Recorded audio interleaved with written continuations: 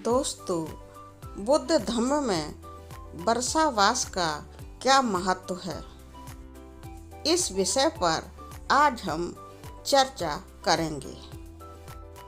भगवान बुद्ध एवं वर्षावास का क्या संबंध है? बौद्ध धम्म में वर्षावास किसे कहते हैं? दोस्तों, बौद्ध धम्म में भगवान बुद्ध ने आषाढ़ पूर्णिमा के दिन अपने प्रथम उपदेश दिए थे। उन्होंने सारनाथ में पहुंचकर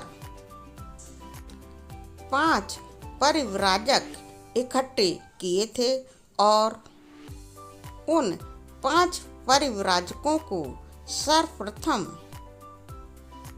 अपने 5 उपदेश दिए थे। भगवान बुद्ध के द्वारा आषाढ़ पूर्णिमा के दिन यह उपदेश 5 परिव्राजकों को दिए गए थे। इसीलिए आषाढ़ पूर्णिमा के दिन से ही वर्षावास का पवित्र समय शुरू हो जाता है। ऐसा बुद्ध धम्म के अनुसार माना गया है और बौद्ध धम्म के इस वर्षावास का समय करीब 3-4 महीने का होता है, यानी कि 3-4 महीने तक बौद्धिस्ट लोग वर्षावास को बहुत पवित्र समय समझकर मनाते हैं।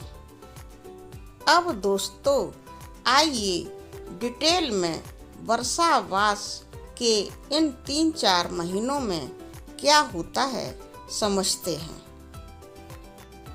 भगवान बुद्ध ने सारनाथ में जब अपने प्रथम 5 परिव्राजकों को अपने 5 उपदेश दिए, तो फिर यह परिव्राजक भगवान बुद्ध के उपदेशों को अच्छी तरह से समझ गए और इन 5 परिव्राजकों ने फिर धम्म का प्रचार और प्रसार करना शुरू कर दिया।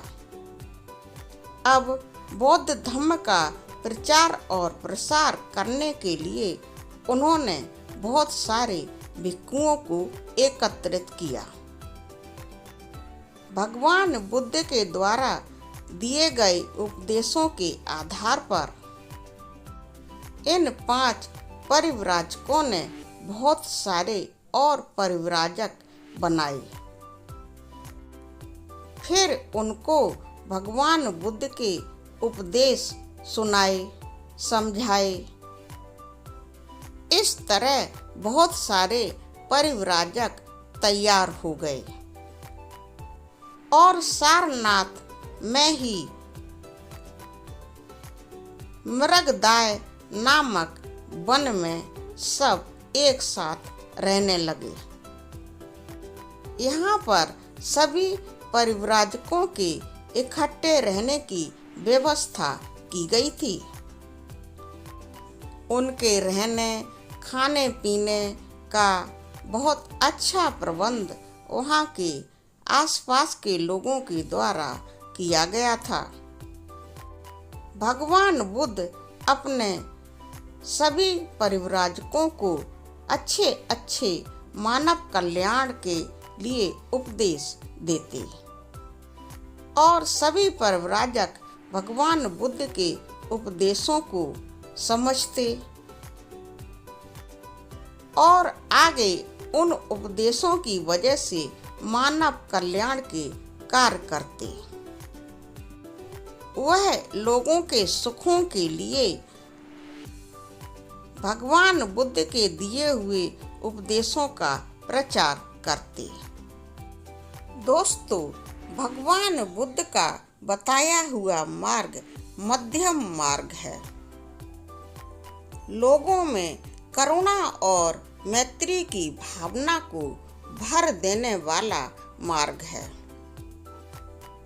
इंसानों के बीच आपस में मातृभाव पैदा करने वाला मार्ग है। लोगों का हर तरह से कल्याण करने वाला मार्ग है। दुखों से व्यक्ति कैसे मुक्ति पाए, भगवान बुद्ध ने अपने उपदेशों के द्वारा यही बताया है।